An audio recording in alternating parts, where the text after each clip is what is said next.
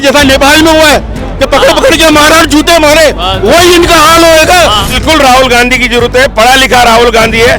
BJP में पढ़ा लिखा कोई लीडर है तो मुझे बताइए आप। बिल्कुल राहुल गांधी जैसा पढ़ा लिखा व्यक्ति इस देश का प्रधानमंत्री होना बहुत जरूरी है।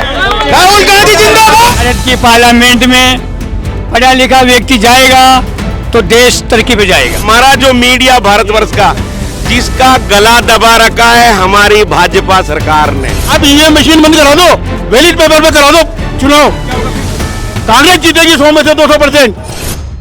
हजारों की संख्या में छात्र आए हैं, आपका अभिनंदन है। हमारे कोटा में शहर में आप आए, दिल्ली से हम स्वागत करते हैं आपका। बाकी हम आपसे ये कहना चाहते हैं कि हमारा जो मीडिया भारतवर्ष का, जिसका गला दबा रखा है हमारी भाजपा सरकार ने, मोदी सरकार ने, अगर इसका गला जिस दिन खोल देगा उस दिन राम राज्य भी खत्म हो जाएगा, राहुल राज्य आ जाएगा। मैं बता रहा हूं आपको। और मोदी जी को मैं चैलेंज करना चाहता हूं कि आप बच्चों के, हमारे बच्चे जो भी पढ़े लिखे जा रहे हैं, स्टूडेंट या कहीं भी फॉर्म भरते हैं तो मार्कशीट की जरूरत पड़ती है ना आपको, मार्कशीट लगाते हैं। प्रधानमंत्री जी के वक्तव्य में हमने सुना है कि उनके पास मार्कशीट नहीं है और दुनिया से कहते मैं फला कॉलेज में पढ़ा हूं। उनके साथ में पढ़ी हुई वीएनआरबी उनका नाम है, संतोष जी, वो कह रहे हैं कि कभी मोदी कॉलेज में आया नहीं। जिस समय का जो सन बता रहे हैं उस टाइम में पढ़ती थी, वहां तो कोई आया ही नहीं। चाय के लिए बोल रहे हैं, भारत में वो स्टेशन कौन सा जहां उन्होंने चाय बना के बेची। और यूं कहते हैं मैंने 30 साल योग करा, कौन सी जगह योगी महात्मा बने वो नहीं बता सकते।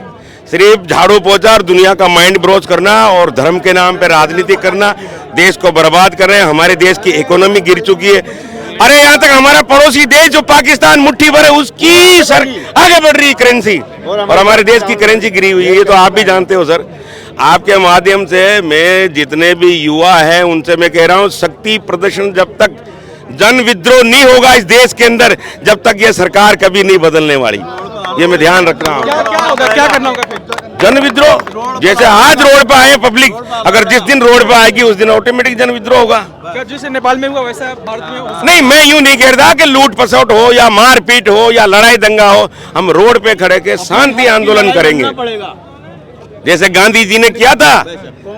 इस तरीके से हम आंदोलन करेंगे और सरकार को बदल के, रोटी एक तरफ अगर पड़ी रहेगी तो आप भी जानते हो जल जाएगी। सत्ता को परिवर्तन की जरूरत है, सत्ता बदलनी चाहिए। क्या देश को राहुल गांधी की अब जरूरत है? बिल्कुल राहुल गांधी की जरूरत है, पढ़ा लिखा राहुल गांधी है। बीजेपी में पढ़ा लिखा कोई लीडर है तो मुझे बताइए। आप बताओ, आप तो वहाँ दिल्ली रहते हो, मुझे बताइए कौन सा पढ़ा लिखा लीडर है दिल्ली में बैठा हुआ। अरे धर्मेंद्र प्रधान का इस्तीफा मांग रहा पूरी हिंदुस्तान के युवा, तो इस्तीफा दे देना चाहिए ना, सारा सोल्यूशन हो रहा है ना। पिछले 12 सालों में पूरा शिक्षा का ढांचा बीजेपी सरकार ने तहस नहस कर दिया है। इनके खुद के नेता अनपढ़ हैं। आप देखो बीजेपी के कम से कम 70 MP एमएलए ऐसे हैं जो 10वीं पास भी नहीं है। तो ये शिक्षा की जो होती है इनको क्या मालूम।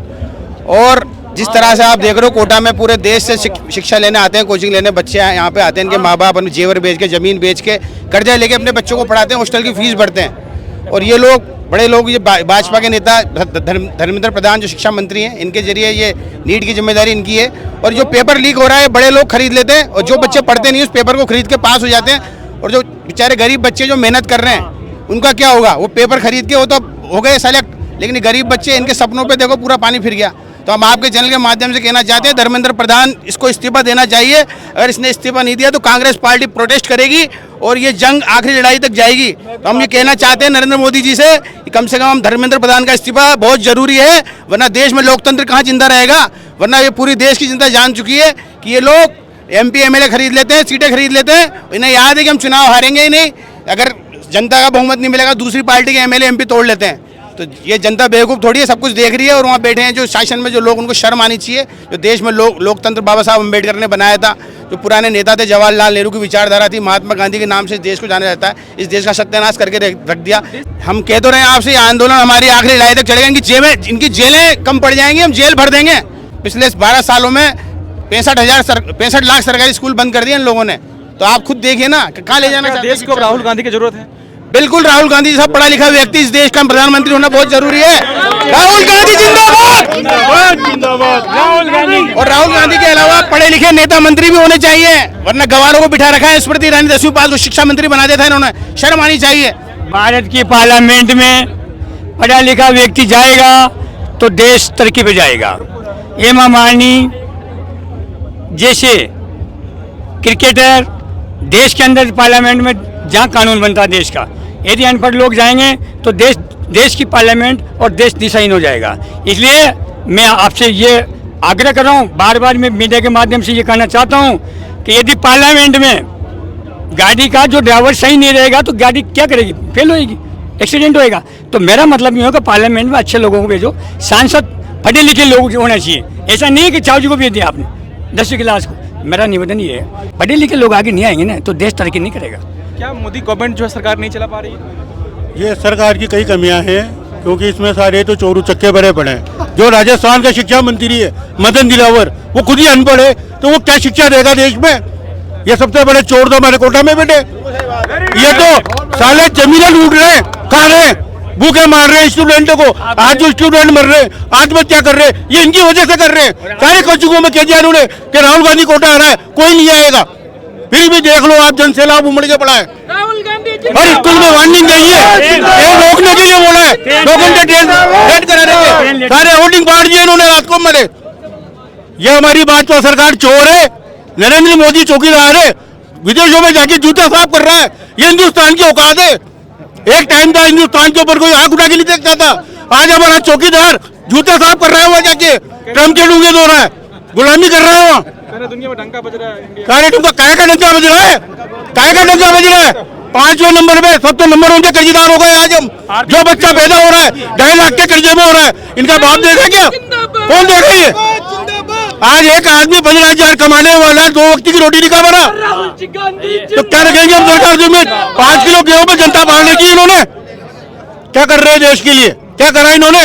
जेबें भर रहे हैं अपनी, बलात्कार कर रहे हैं, शिक्षा के नाम पे खिलवाड़ कर रहे हैं, अस्पतालों में व्यवस्था नहीं है। आए दिन 5 इतने आदमी मर गए, गलत दवाएं इनके ठेकेदार बैठे। हम समाज सेवा करते हैं, हमें याद है भारतीय जनता पार्टी क्या करती है, 1 नंबर की चोर पार्टी है। सारे चोर इकट्ठे हो गए, देश को बर्बादी की कगार में ले आई है। वो दिन दूर नहीं है जब हिंदुस्तान के शिक्षित आदमी के हाथ में कटोरा आने वाला है, भीख मांगेगा बैठ के। क्या सोल्यूशन है फिर, कैसे ठीक होगा ये सब चीजें? सरकार में परिवर्तन होना बहुत जरूरी है। ये अंधविश्वास जो फैला रखा है हिंदू मुस्लिम के नाम पे, ये अलग हो और पढ़े लिखे व्यक्ति संसद में आए, जब जाके देश का विकास होगा, अन्यथा नहीं होगा। क्या मोदी गवर्नमेंट में सब जो अभी कैबिनेट में है सब लोग पढ़े लिखे हो?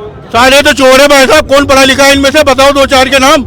फर्जी डिग्री, अरे जब नरेंद्र मोदी के पास ही फर्जी डिग्री है तो और की क्या गिनती करूंगा मैं? जब प्रधानमंत्री ही फर्जी है, हमारा डिग्रियां फर्जी है उसकी, खुद अमित शाह ने इसको कंप्लीट करा है कि फर्जी नकली है, भाषण देना तक नहीं आता।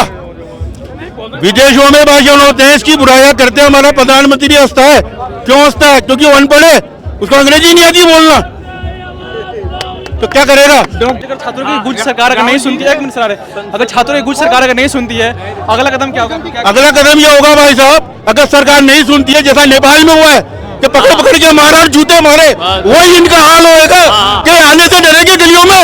नेपाल की तरह पूरा देश बेच खाया इन लोगों ने, ये हालत होगी इनकी, ये बहुत जल्द होने वाला है। आप ईवीएम मशीन बंद करा दो, बैलेट पेपर पे करा दो चुनाव, क्या होगा फिर? कांग्रेस जीतेगी 100 में से 200%, क्योंकि फर्जी वोट डलते हैं। ईवीएम चोरी हो रही है, आप ये कहना चाह रहे हैं? ईवीएम पे हो रहा है भी, कलकत्ता भी नहीं हुआ था, 4,000 ईवीएम को आग लगा दी। क्यों लगाई? आपने जांच कराओ ना पूरी, जांच तो होती ही नहीं है। ईडी इनका, सारा कुछ तो इनका, सरकार इनकी है। जब सारे सरकार इनकी है तो कौन करेगा भाई साहब? जब जनता रोड पर आएगी जब ही न्याय होएगा, अगर न्याय नहीं होने वाला, जनता रोड पर आएगी जब ही न्याय होएगा, जब भी सबको न्याय। मीडिया तो बिकी हुई है, गोदी मीडिया है, मीडिया में सिर्फ मोदी की बातें छापेगी। कभी कोई स्टूडेंट की बात छापी आपने? किसी की छापी क्या? आज 5 लेडीज यहाँ मर गई, हमने आवाज उठाई, सड़क जाम करी, भाषण दिए, सब कुछ करे, क्या हुआ? कुछ नहीं हुआ। वो दवाइयों के सैंपल भेजे कलकत्ता चेक करने के लिए, वो आज तक नहीं है। किडनियां फेल होगी, प्रस्तुता होगी, क्या चल रहा है ये देश में?